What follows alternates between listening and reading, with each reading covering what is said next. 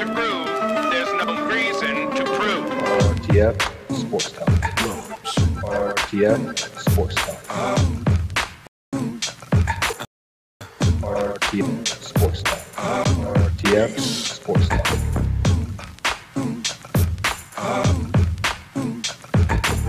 And now you've got yourself something funky. RTF Sports Talk. RTF Sports Talk. RTF Sports Talk. RTF Sports Talk. RTF Sports Talk.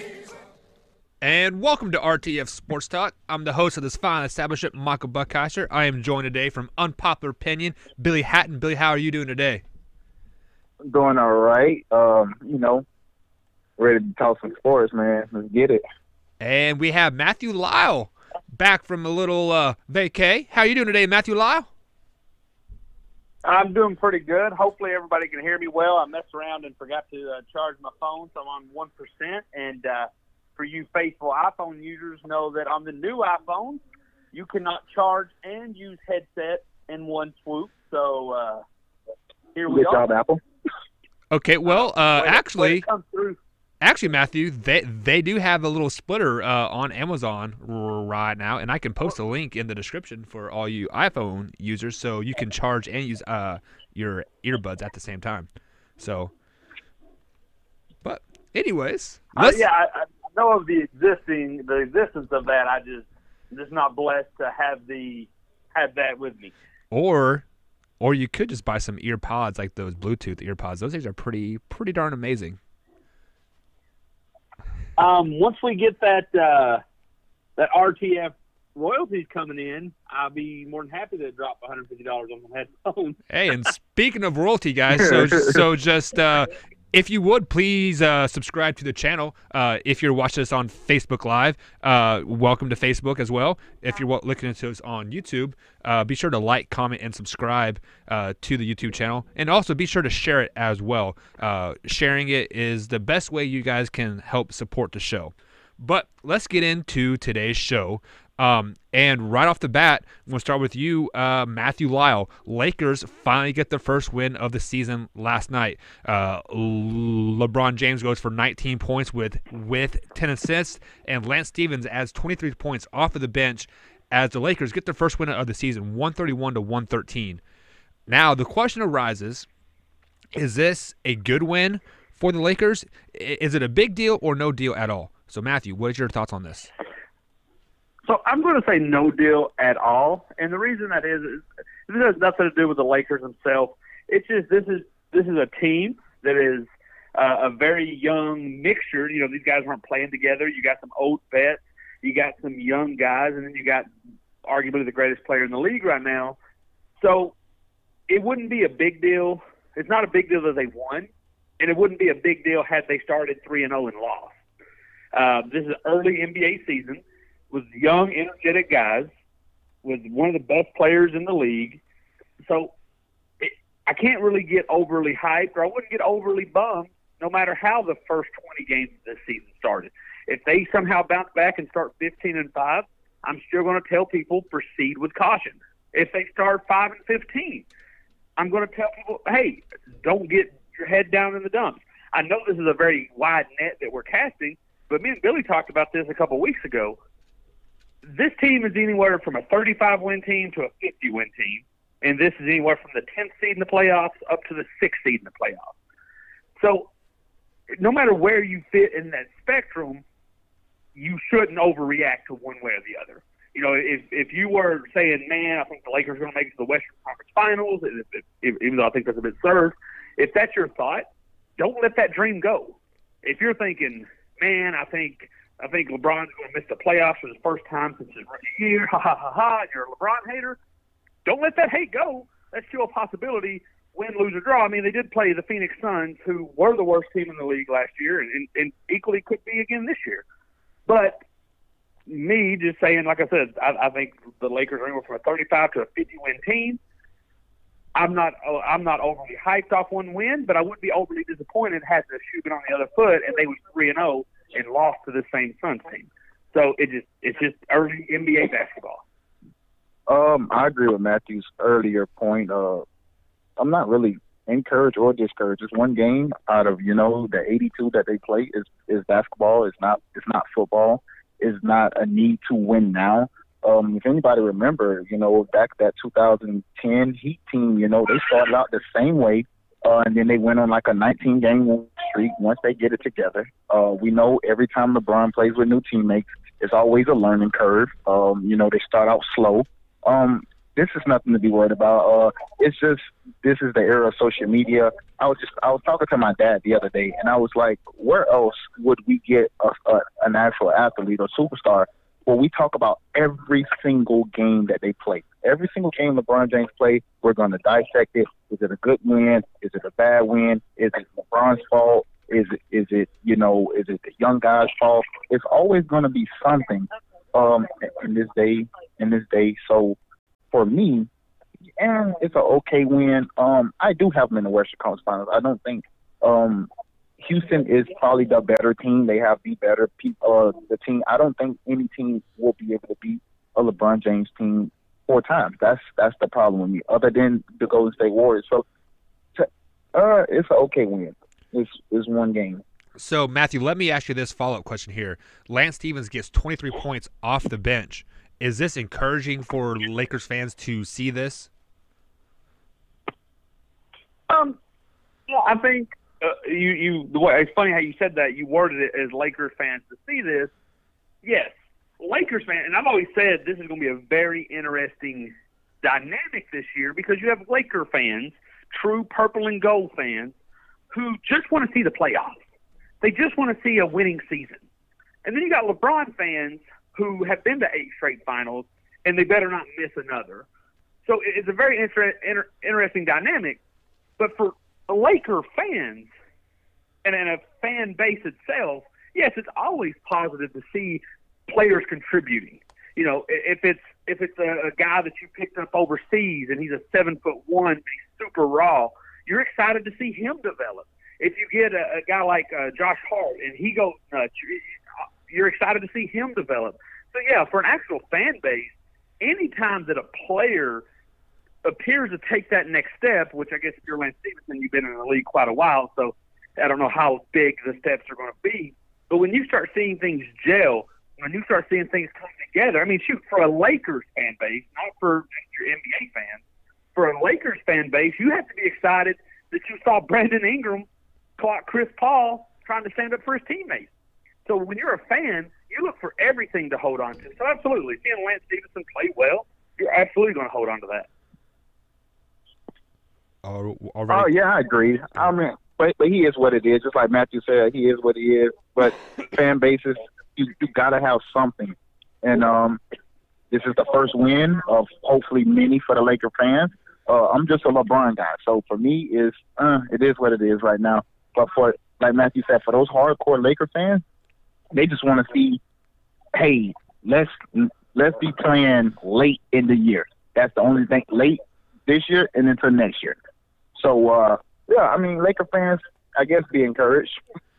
All right, guys. So we're going to move from L.A. to Dallas, just like Amari Cooper did in the recent weeks here. As you guys know from the breaking news here on the RTF Sports Talk desk here, last week, Amari Cooper was traded to the Dallas Cowboys for a first-round pick. The Cowboys are pretty much projecting like Amari Cooper to be the savior of this season, get him to the playoffs, possibly a Super Bowl. So, Matthew Lau, I'm asking you this question. Is Amari Cooper set up to fail in Dallas? We're setting up the subjective terms of fan base viewing again. And Dallas, as I think at least me and Billy have gotten on the same page. I don't know how you feel, Mike. I think sometimes you have to stir the pot. Me and Billy, pretty much, we're not Dallas Cowboys fans. But Dallas is one of those polarizing teams that if you're a fan of Dallas, no one has ever failed. You love everyone that's wore the star on the side of their helmet. If you're a Dallas Cowboy hater, no one has ever been good with a star on the side of their helmet. There's a few people that fall in between that can be subjective. I think me and Billy are those type of people. We don't care one way or the other. So for Amari Cooper, no, I think he'll be fine, especially playing receiver. receiver in Dallas especially, he's never going to get – unless he just blatantly is dropping everything, the haters and everything's going to go on Dak. You know, it's going to be on Dak Prescott. It's not really going to reflect on Amari as much. You know, this is the same fan base that holds Michael Irvin as a top 3 receiver, which I do not think he is anywhere near that. And it's also a team that the haters are saying Tony Romo is the worst quarterback to ever play. And Tony Romo had his mistakes, but he was pretty decent as a quarterback. So I think haters or Cowboy dislikes, whatever you want to word them, they're going to be like, oh, you wasted a first-round pick, yada, yada, yada. But there's going to be enough fan base in quote-unquote America's team that Amari Cooper is going to feel the love. And I think unless he just comes out and is a straight bum, even some of the naysayers are going to be like, oh, well, that's Dak not ability to get him the ball, or that's Dak not in the pocket, or so. I think Amari's really, especially his first year, he's really going to get us a slide, in my opinion. I agree with everything. I mean, listen, I think Matthew is like my spirit animal because he regurgitates everything that I'm going to say. To his first point, I think Amari Cooper, well, not his first point, but I think Amari Cooper is going to be fine in Dallas. I think that's going to help Dak out. He's still young, still 25, 26 years old. He still got plenty left. To his Michael Irvin point, I'm right there with you. I don't think deep down, I don't ever believe that he was a top 3 receiver. Is he a good receiver? Of course, never take that away from Hall of Famer, but definitely not a top 3 quarterback. To his Tony Romo point, I used to argue with Dallas Cowboy fans all the time because they tell me that that Tony Romo was so terrible, and I'm like, you just don't realize what he's doing for you. Tony Romo at the time, to me, I thought was at least top 10 or 12 quarterback in the NFL. He just made a mistake in some of the most inopportune times. That don't make you a bad quarterback, because it don't take away the whole body of work. But I think Amari Cooper will be fine in Dallas. I think they will be fine. To Matthew's point, he will get a pass his first season.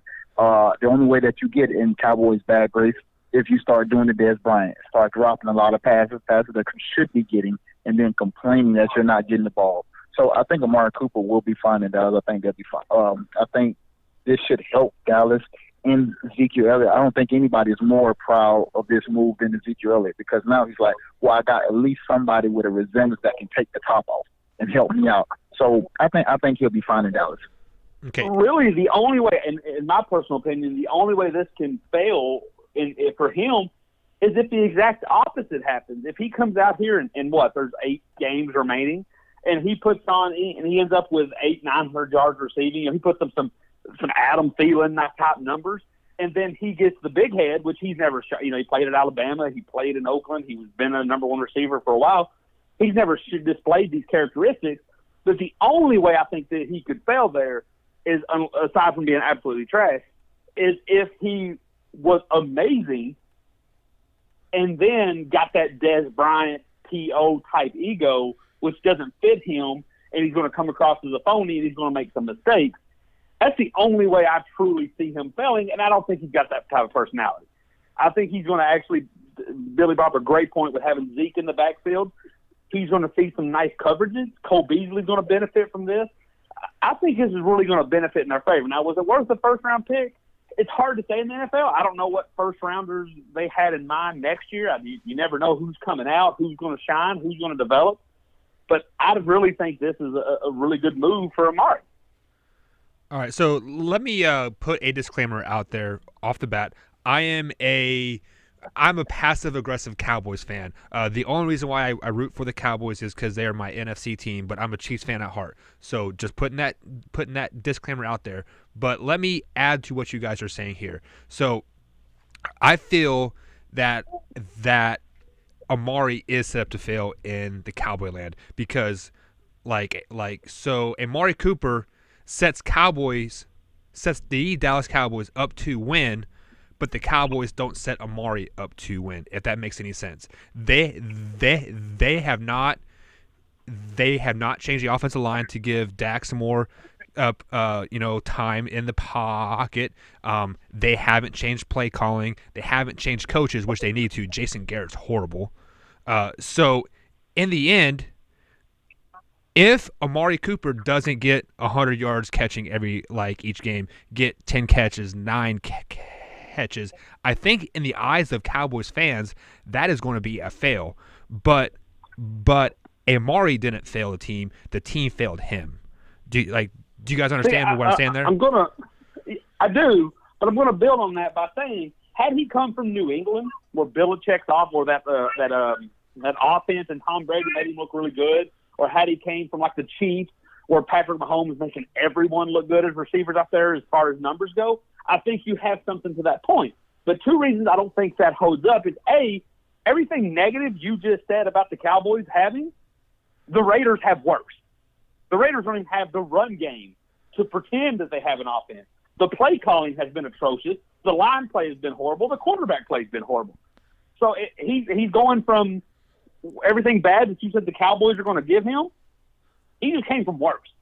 So you can't get much worse than what – I mean, I guess if he was with the Giants, but I mean, you can't get much worse than what Oakland was giving him this first half of the season. Because there's a second point. Me and Billy talked about the perception of fans on this. The fans, love it or hate it, isn't going to be towards any of the receivers. Unless he just comes out and has 10, 15 drops, it's not going to be towards him. Everything that goes wrong, every game that he ends up with 1 catch, 17 yards, 2 catches, 22 yards, it's going to be Dak. It's going to be put on Dak's shoulders. Fair or unfair, fans are going to be like, Dak failed us. Dak's the one with poor decision-making. Dak's the one not sitting back in the pocket. Or Jason Garrett's failing us. I don't think for this year, or maybe even next year, that the fans are going to get around to putting all that blame on Amari Cooper or any of their receivers. There's so much blame being heaped on Dak and Garrett that it's not going anywhere. It's just going to keep piling on to those two players. So I truly think Amari Cooper gets a pass. So let me ask you this, Billy Hatton. So let's say Amari Cooper has an average season. He averages 3-4 catches a game, 60 yards, and the Cowboys missed the playoffs this year. Who has the most pressure on them going into the offseason? Is it Jason Garrett, or is the quarterback Dak Prescott? Who is on the hotter seat? It got to be Jason Garrett. I mean, right now, Jerry Jones loved Dak Prescott, and the one thing I disagree with that. Well, I don't, because Jerry Jones is already he got rid of the guy that he loved, absolutely loved. He loved Tony Romo like a son. He said that publicly many, many times. So we know Dak is not going anywhere. Dak is only in his third year. If anybody is on the hot seat, it got to be Jason Garrett. 8-8. You missed the playoffs. You come off a 12-4 season and you missed the playoffs. Obviously, Tony Romo wasn't there. They was hurting, but Jason Garrett has underperformed. I think Dak Prescott is exactly who he's been even through college. He's the same type quarterback, a quarterback who hasn't been able to push the ball down the field, who's always benefited from a good defense and a good run game. So why would Dak Prescott be on the hot seat when, especially, Dak Prescott gets the ultimate pass? Why? Because he hasn't even had a receiver. So, Jason Garrett right now, and then the fourth down call a few weeks ago, everybody's been calling for Jason Garrett's job practically since he's been there. Right now, if they miss the playoffs this year, I think Jason Garrett is on the hot seat. Dak Prescott is fine, because Dak Prescott have the ability to learn. He's still young. He's only about 20, 25, or 26 right now. So why would you get rid of your 25, 26-year-old quarterback just to keep a coach who's been average at best throughout his whole tenure as a Dallas Cowboy? Good point. Matthew, anything to follow with that? No, he hit the nail right on the head. I think Jerry, there's two people that Jerry has never really put 110% respect into, and it's been GMs and coaches, and I don't think it's any different now.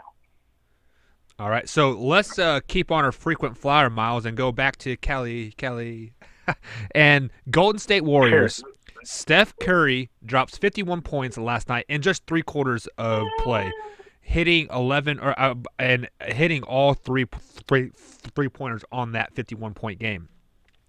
In the midst of that, Steph Curry moves into 5th all time and the 3 points made. Does this, Matthew Lyle, does this make Steph Curry the best shooter in the NBA ever?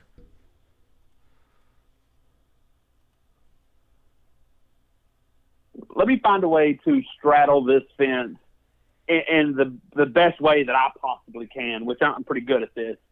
So I'm a huge Warriors fan, so I love seeing what I see. But we're all family guys around here. We're all family men. We either married or have kids. Who knows? The best vacation you had in college is going to be substantially better than the best vacation you have now as a family man. So the term best is very subjective. The best pure shooter, I don't know. I think the league has changed. I got to put him up there at the top, but I don't know if I can put him solely number one. You know, guys are shooting 3-pointers up so much more now. They're getting clean. They're getting clean shots.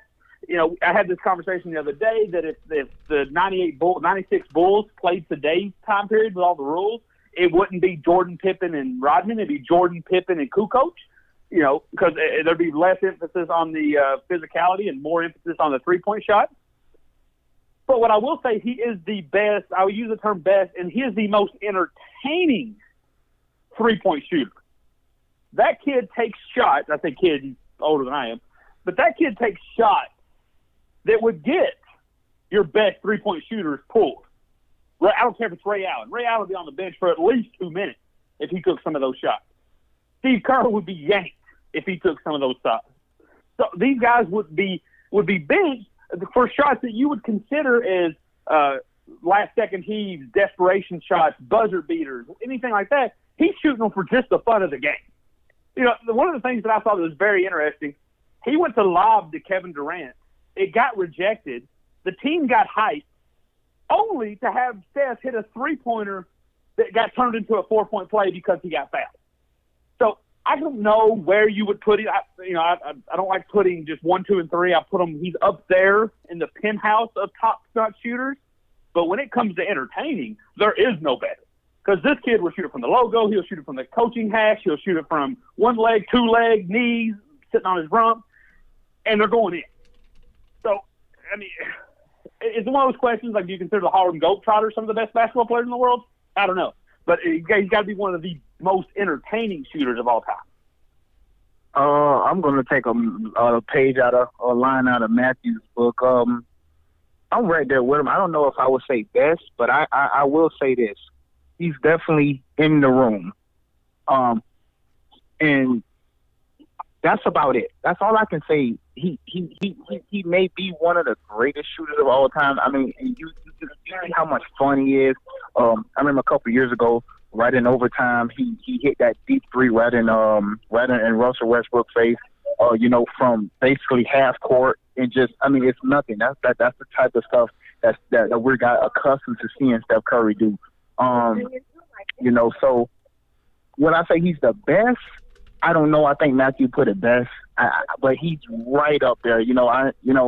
Steph said last night also how on one of the last threes that he made, everybody, Draymond and Kevin Durant, was telling him, you better not pass it, you better shoot it. And, he say it's funny because you see how much fun these guys have. But is he the best shooter? Yeah, I think he's right up there, 1, 2, or 3, but it's just all, like you say, best. It could be subjective, but he's right up there at the top, for sure. One reason I've used the term, I think it's subjective, and I hate to be one of those old-timers who say, the generations have changed, but it kind of has, not just the amount of shots he's given the leeway to take. I mean, Ray Allen and Steve Kerr and some of these guys from the 90s and the 80s, they were some good shooters, but the data sample, they weren't given the same leash that guys today are. I mean, there's big men taking as many shots as some of the guys did back in the day. So the thing with Steph is, and this is where I think he makes him so polarizing, is because if you say yes and then someone else says no, the conversation becomes, when Steph's missing, the man can build a house on those bricks. But when he's hitting, he might hit 20 in a game. He could hit 30 in a game if you never sit him down. when he's going. When he's going, he can shoot it sliding out of bounds. He can shoot it from the tunnel. He can shoot it from the rafters when he gets going. And I think it's just subjective. It's just it lends itself to how many shots these guys are allowed to take, because I've seen some people debating on some of those videos, oh, but when he's missing, you know, or what happened in game, I think 2 of the finals, where it was Brick City. It's going to lend itself to debate, but I think the only reason he's allowed he was allowed to get this conversation started is because he can shoot 30 a game and will never get pulled. I've always said that to Matthew's point on. I always said that I think Klay Thompson is a better shooter than Steph Curry, and I get a lot of flack for it. But to me, I think Klay Thompson is not a rhythm shooter. I think Klay Thompson can be ice cold, and he can just hit. I think, and I always bring up to Matthew's point. He just said it in games like Game 2, where he goes 1 for 11 or 2 for 13. You see nights like that from Steph Curry. So that's why I think it's kind of hard sometimes for me to put him at the top, but he's definitely one of the top. Well, and if you want to give him credit, I think he might be the most influential shooter out. Now, I agree with that. He changed the game. And if you look, I was actually watching some on NBA TV, and they were talking about, like, you know, Magic Johnson and those type of point guards. The point guards in the 80s and the early 90s brought the ball down the court, got into the lane, kicked it out for another play. Then in the early 2000s, late 90s, early 2000s, your point guard gave the ball up to the 2 guard and let Allen Iverson, T-Mac, Vince Carter, Michael Jordan, Kobe Bryant, let them do what they want. Now the point guards get the ball on the inbound, and there's a good chance they're just going to run down and pull up. And I think he's been a part of that, and now he's getting the benefit from it, because I do think Klay is the better shooter. But if Klay's covered, that's fine. Steph will just shoot it from wherever. And the fact that they're going in just kind of heightens his legend. All righty, guys. So let's go ahead and move on. Let's move on to let's fly back across America and go down to Georgia here, where the Florida Gators are playing the Georgia Bulldogs this week. A very highly anticipated SEC matchup, since Florida has been on a roll since losing to Kentucky. Georgia's coming off a tough loss last week. So, Matthew Lyle, who do you got in this one and why?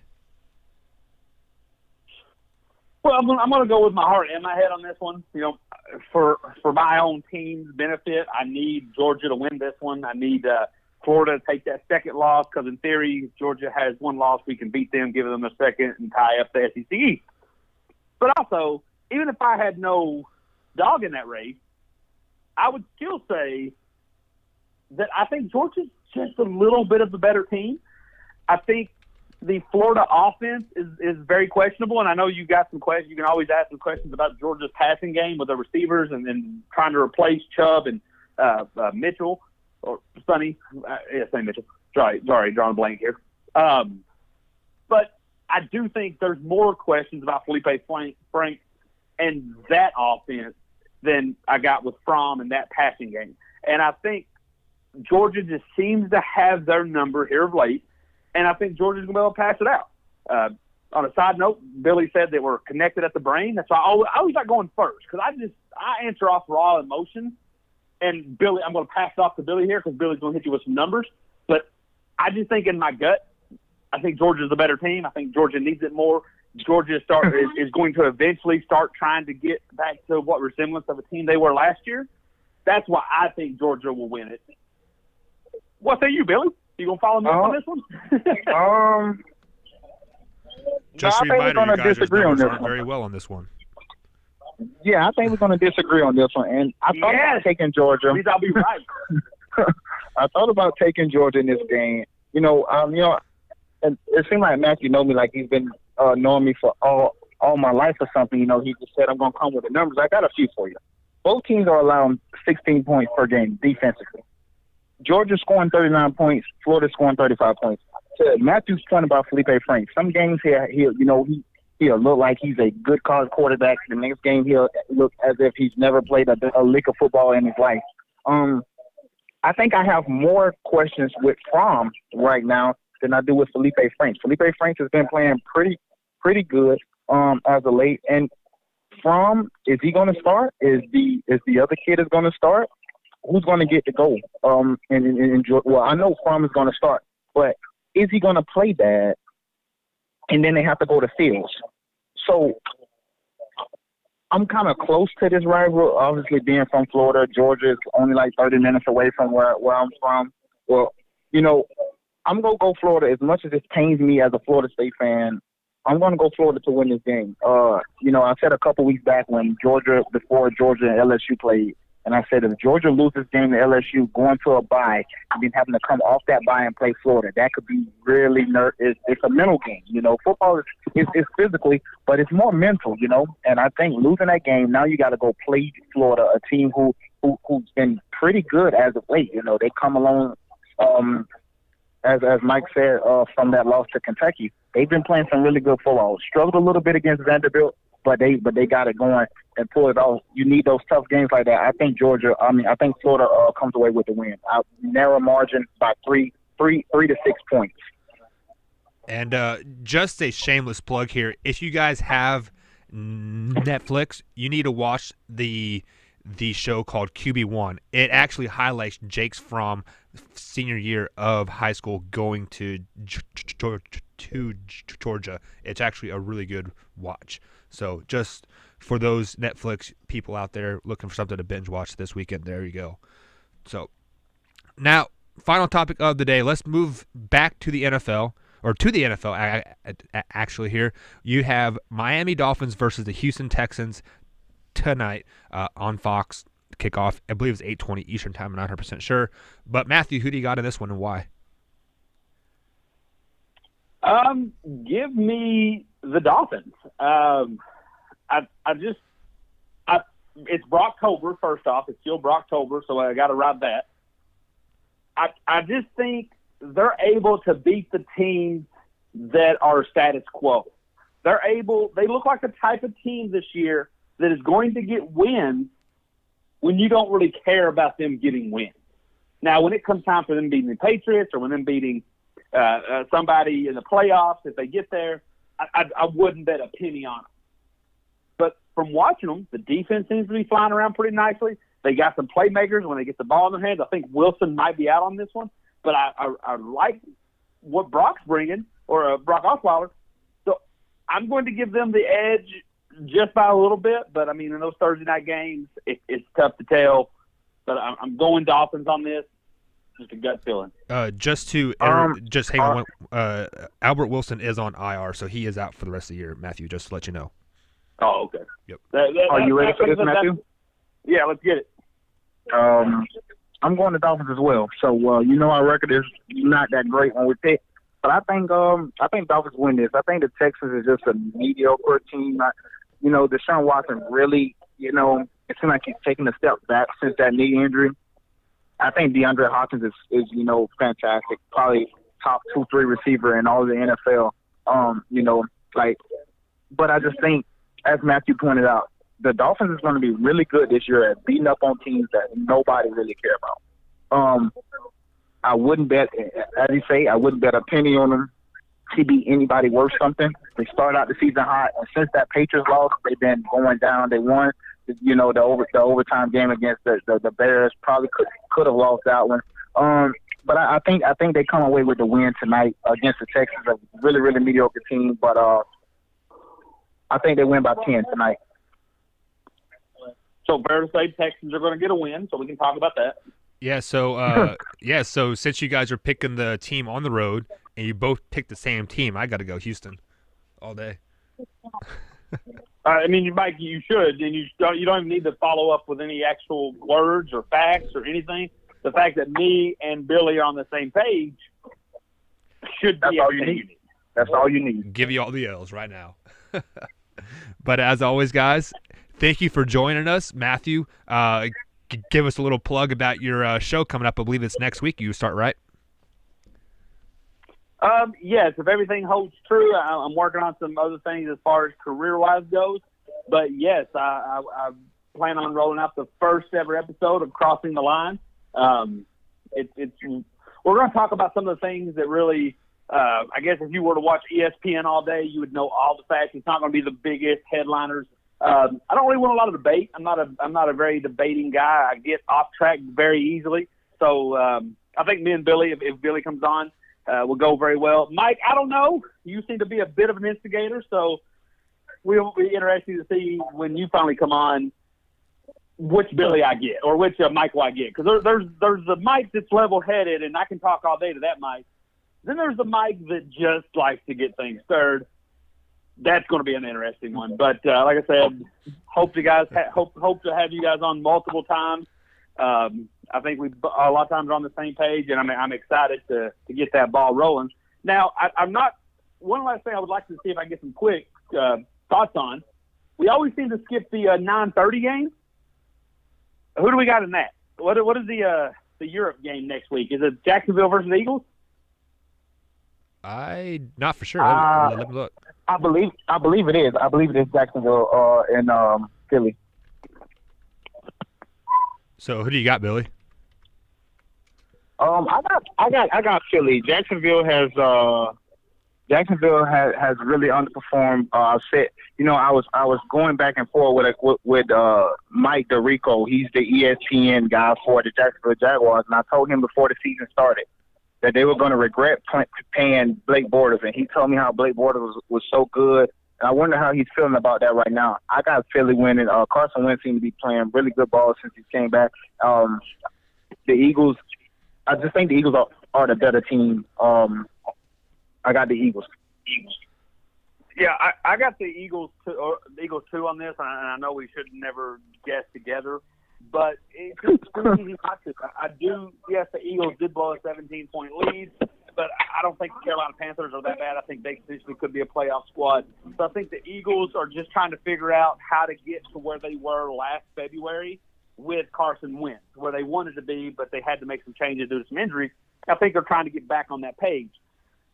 When I went to Jacksonville, it reminds me of that high school project, the science project, if you will, that had like multiple people in it. And there was like 3 people that was really lazy, and then there was 2 people who did all the work. And that works good for a project or two, but eventually the 2 people who do all the work say, hey, I'm done here.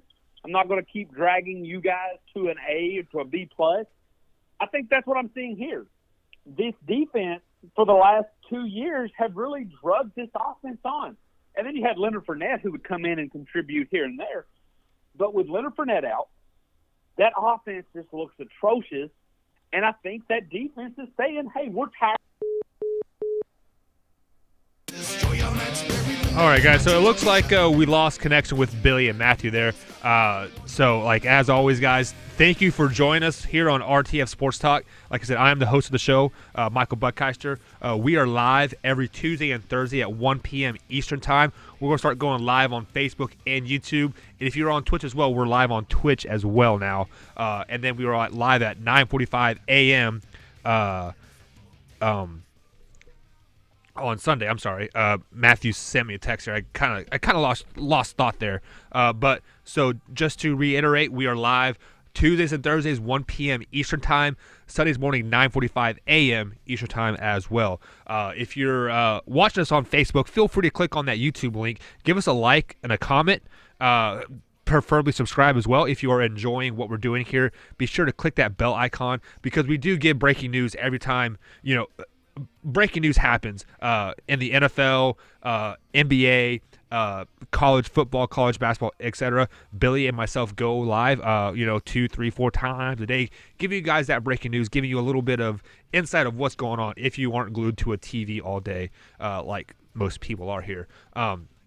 So we will catch you guys Sunday morning at 9:45 as we do our weekly NFL Pick'em. And as always, thank you for joining us, and we'll catch you Sunday morning. Have a good day, y'all.